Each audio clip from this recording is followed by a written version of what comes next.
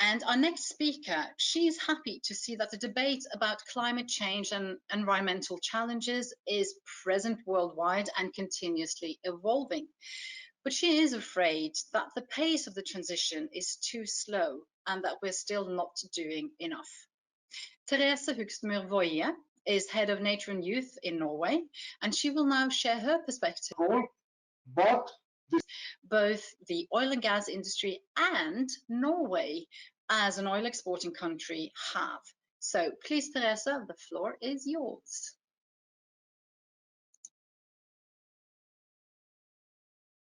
Thank you very much for the invitation. I will try to share my screen to show the. I think that in order to have a cost-efficient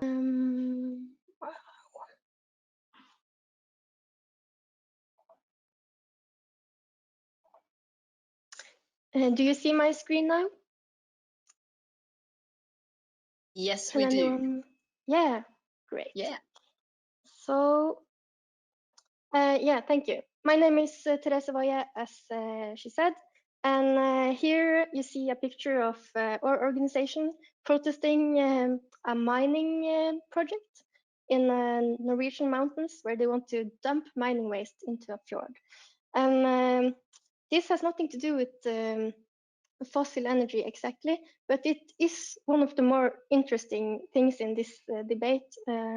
I think how are we going to end fossil fuels while not having too big impacts on nature? So this is a mine where they wanted to or mine for copper and rutile in two different mines. So first, who is Natur og Ungdom? We are Young Friends of the Earth Norway, and the biggest environmental organization here. And we work in local groups all over the country to put the responsibility to the politicians and work with both climate and nature and environment all over the country. And I will start with Norwegian oil, of course. This is us in 2019 when we just had one of our biggest projects to stop oil drilling in Lofoten, or prevent oil drilling in Lofoten, Vesterålen, and Senja.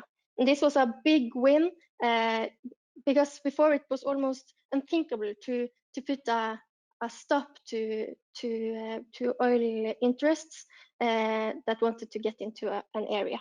But it was also a feeling of hopelessness because why are we protesting new areas to be opened for oil when we know that 2/3 of what we've already found of oil, gas, and coal has to stay in the ground if we will have any chance to stay below 1.5 degrees warming?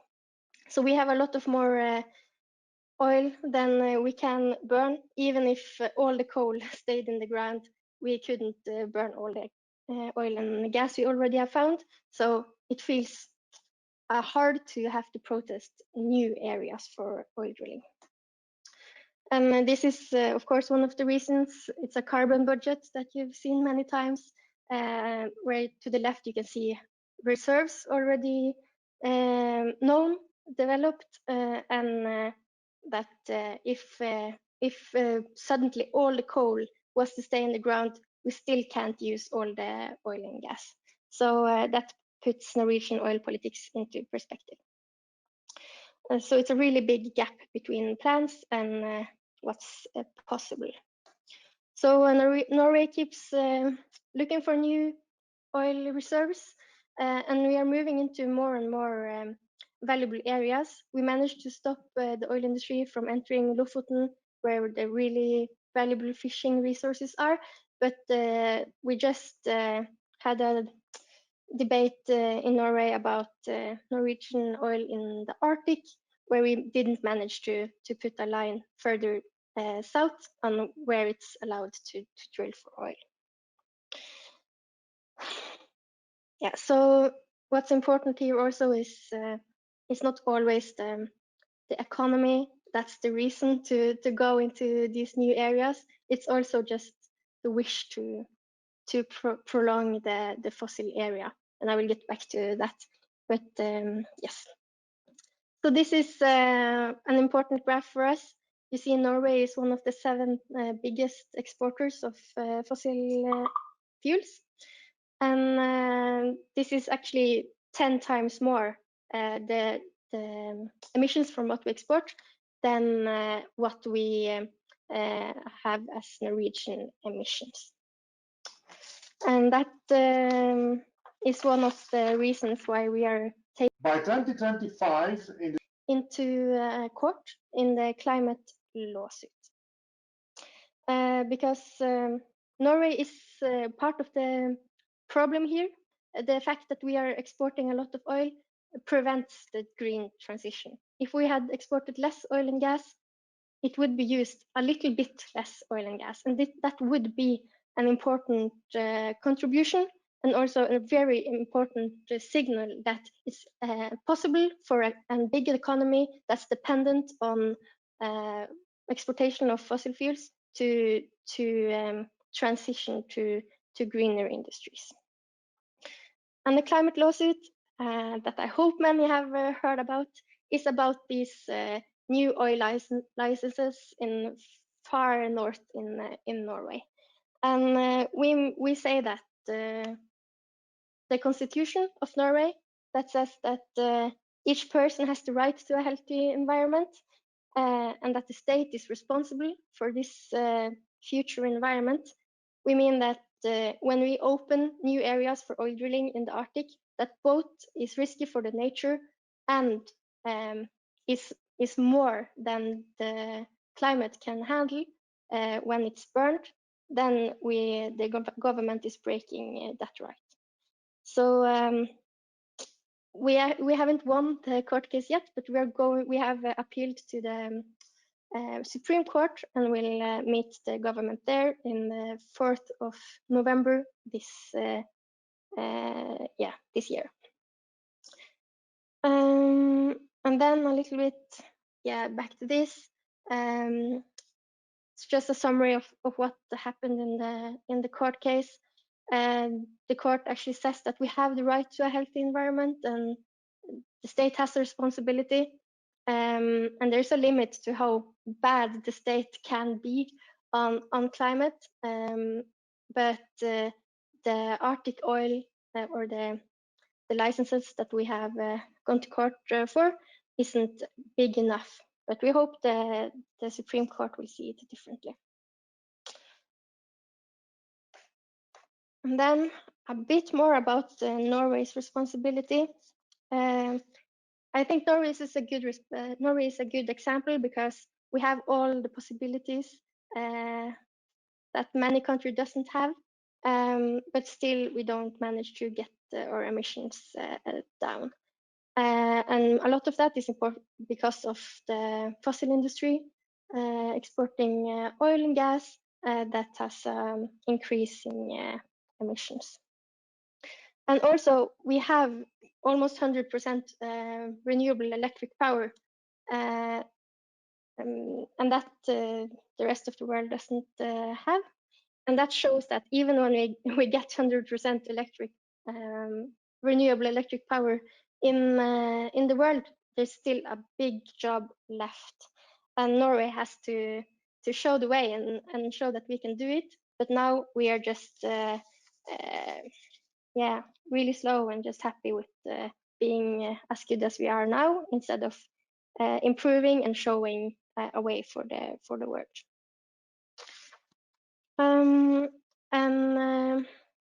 Here I summed up so some of the things that we think is really important to talk about, and that is that it's a lot of talk about new technologies that can reduce emissions in the future and so on, but we have to do what we can now. We have delayed this process so long that we have to cut all the fossil energy that we can now, while we're waiting for CCS and all that.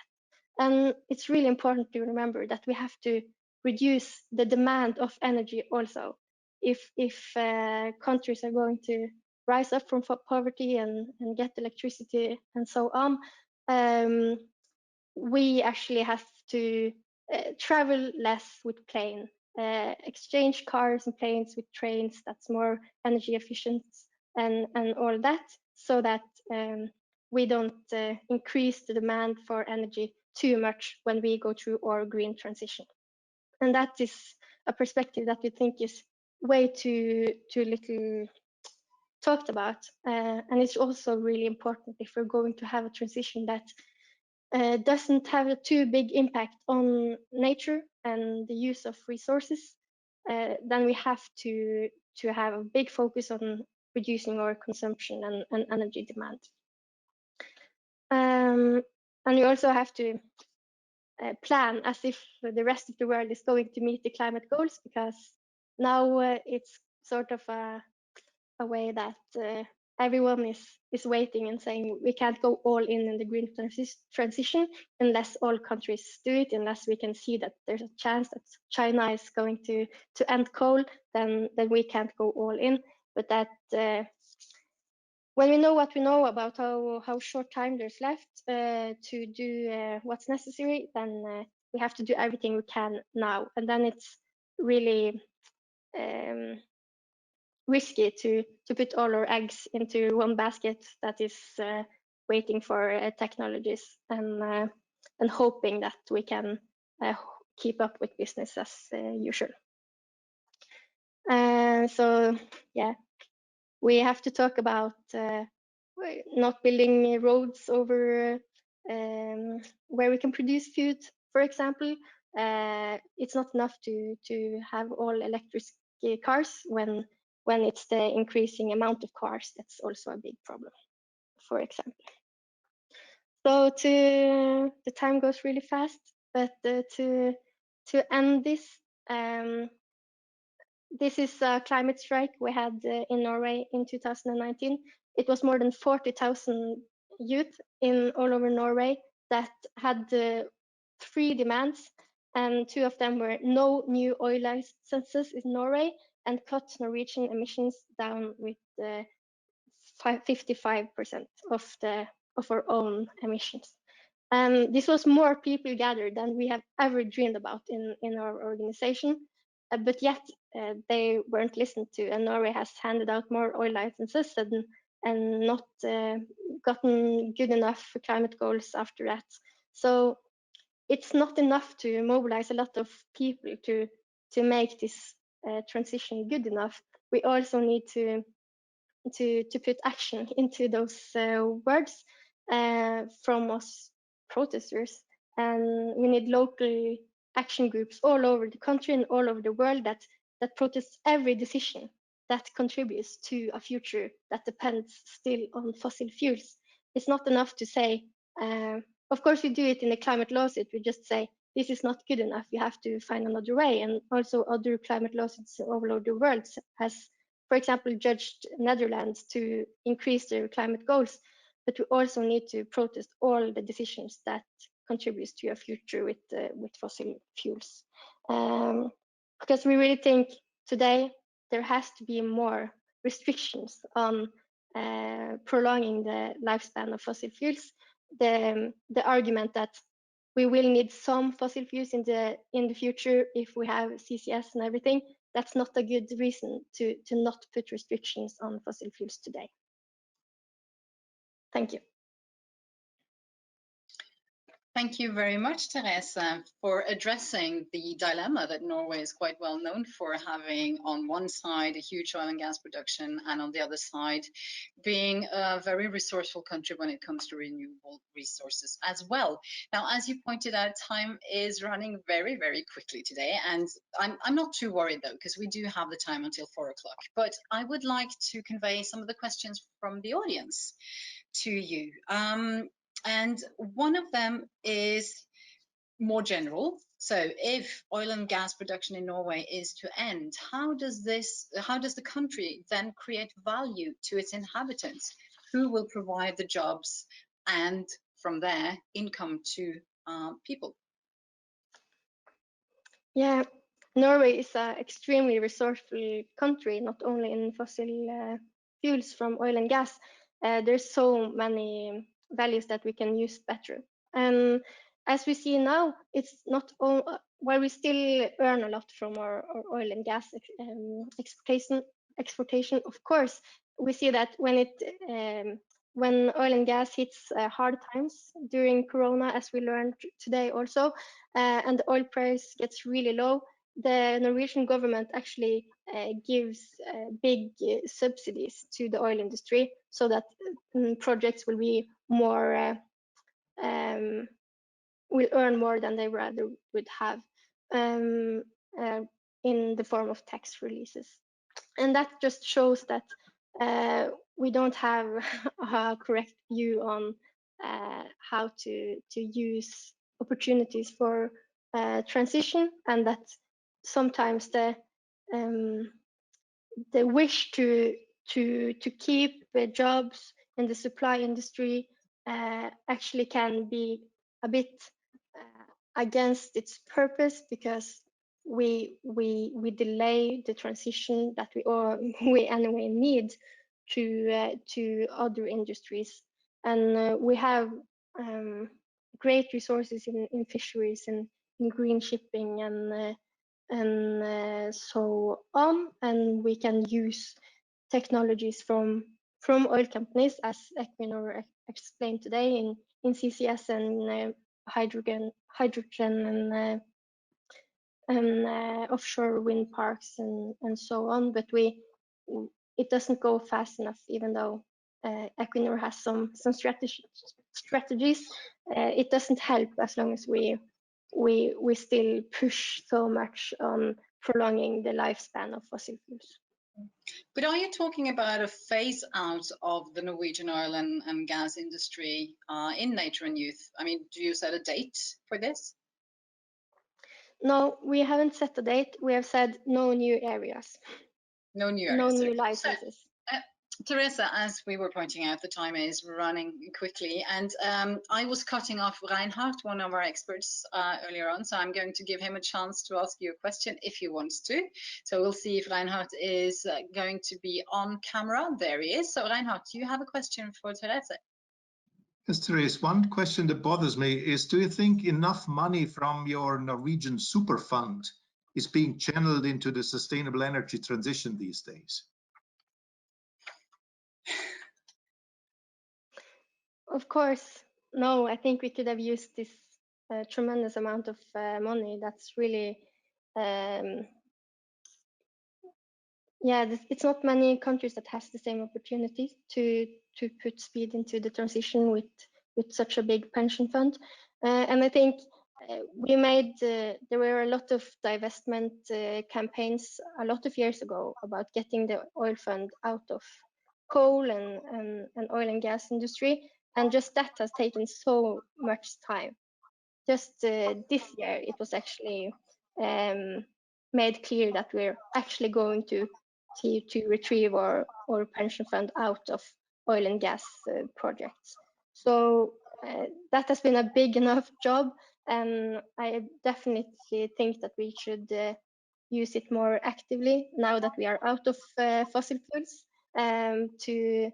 to put the money into where it needs to be if we actually believe that renewable energy are going to be, or what we depend on the most in the future. Then that's definitely where our money should be spent now. I think the crux of my question is it possible to invest more money today to leave a better world tomorrow? Because then the future generations will need less. And if we don't manage that, then the future generations will not appreciate that you have not left them more money to deal with the problems that are postponed into the future.